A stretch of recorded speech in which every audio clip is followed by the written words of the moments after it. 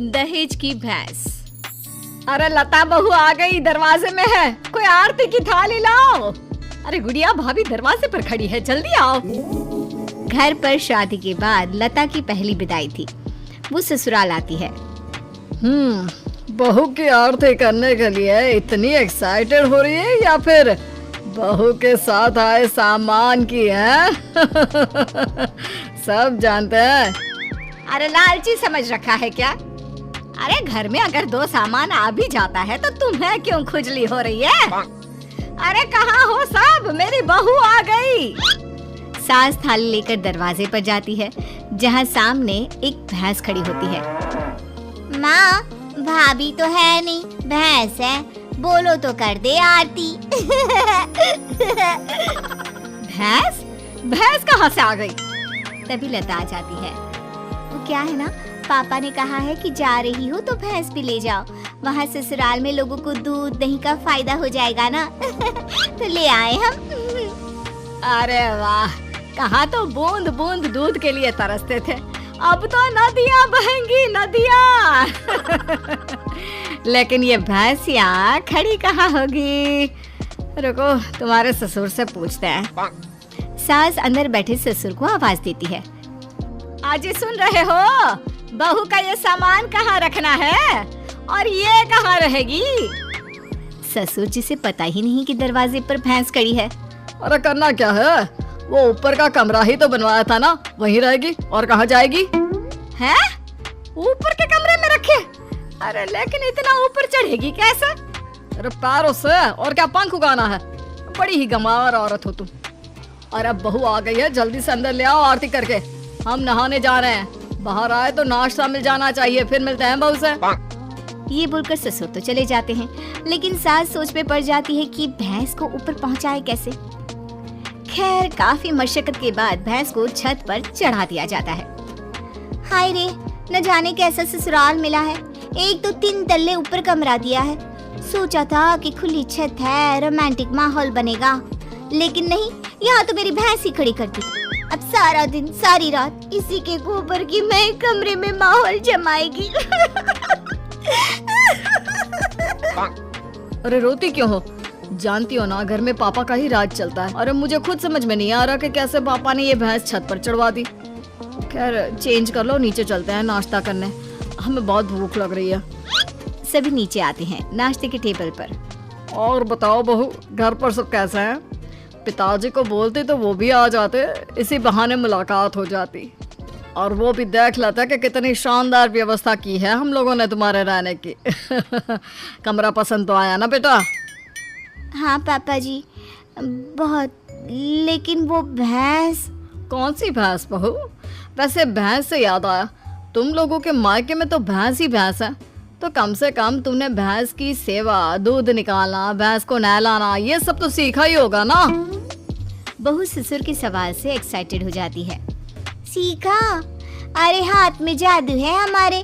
भैंस को देखते हैं कि वो दूध देना शुरू कर देती है, और नहलाने का तो ये है कि अगर हमने भैंस या नहला दी ना पिताजी, तो फिर वो भैंस नहीं रहती। हाँ क्या बात है, फिर क्या बन जाती है?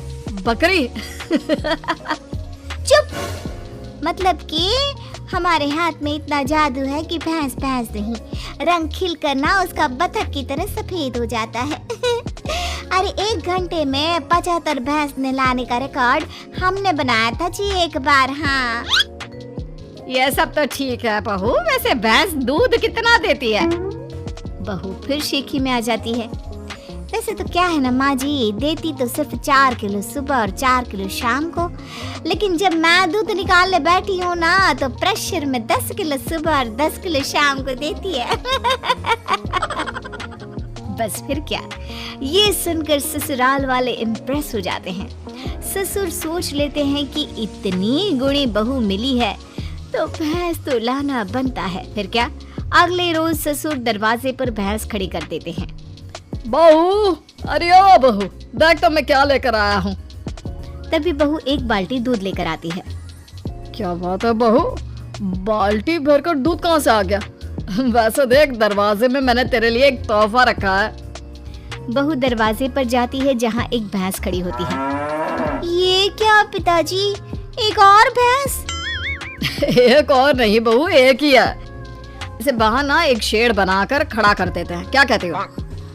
हाँ हाँ पिताजी सही कह रहे हैं, क्यों नहीं। वैसे भी ऊपर ना अब जगह कहाँ है, वहाँ तो। बहू बात पूरी करती कि सास आ जाती है। बहू ला दे बाल्टी, मैं आ रही हूँ। सास बहू से दूध की बाल्टी लेकर चली जाती है और बहू नई भैंस की सेवा में लग जाती है। अगले रोज सुबह सासू माँ, मैं ना आज ससुर जी को बोल दूंगी कि मैं ना 2-2 भैंसों की सेवा नहीं कर सकती, तो वो एक भैंस ना बेच दे। अरे नहीं नहीं बहू, अभी नहीं। अभी तो तू जानती है कि मेरे मायके में शादी आने वाली है। दूध के भाव कितने महंगे हैं, तो कुछ महीनों के लिए दोनों भैंसे संभाल ले, फिर बात करते हैं। अब बहू सुबह शाम छत की भैंस और बाड़े की भैंस की सेवा करती, उसे नहलाती, दूध निकालती और सास को देती। सास दूध का क्या करती ये किसी को पता नहीं चलता। फिर एक रोज, अरे बहू मैं क्या कर रही हूँ, क्यों ना मैं एक और भैंस ले लूँ। वो क्या है ना, घर में दूध कम पड़ रहा है। कैसी बात कर रही है सासू माँ, घर में दूध कैसे कम पड़ सकता है? इतना दूध तो खुद ग्वाला भी इस्तेमाल नहीं करता जितना हम और आप करते हैं। ना ना ना ना सासू माँ, एक और भैंस की सेवा करना मेरे बस की बात ना है। बहू का डायरेक्ट जवाब सुनकर सास को आ जाता है गुस्सा।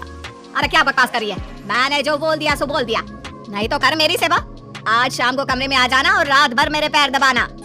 माँ जी गला ना दबा दूं, भैंस पालने वाली समझा है क्या? अरे कौन से घर में छत पर भैंस खड़ी होती है, सारा दिन गोबर करती है और एक जगह खड़े खड़े भैंस की पीठ भी अकड़ गई है। तभी बहू की बात ससुर की कान तक आती है। क्या छत पर भैंस? अरे कौन से बेवकूफों के घर में छत पर भैंस होती है बहू, क्या तुम भी? हम लोगों के घर पिताजी, आप ही ने तो खड़ी की है ना मेरे कमरे के बाहर भैंस, सारा दिन गोबर करती रहती है। मैं कभी छत की भैंस देखूं, कभी बाड़े की। हाँ? क्या मैंने कब बोला?